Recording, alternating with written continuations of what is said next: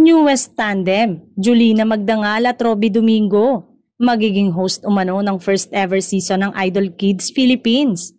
Nakalinyang magkaroon ng bagong season sa ABS-CBN ng mga sikat na franchises na Idol Philippines.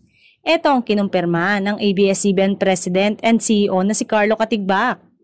Ngayong nasa content creation na ang landas na tinatahak ng Kapamilya Network, mas magpo-focus na umano sila sa paggawa ng original content at kasama dito ang original talent, reality at game shows sa halip na mag-franchise pa ng mga shows ng ibang bansa.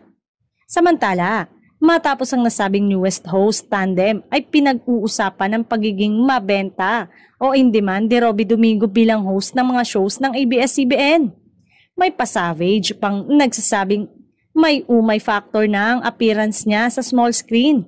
Sana daw ay mabigyan ng chance ang ibang kapamilya na may potential na maging host.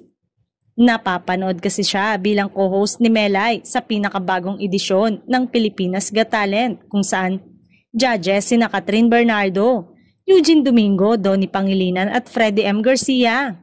At tuwing Saturday evening, humahataw rin siya bilang co-host ni Jella Atayde sa Time to Dance.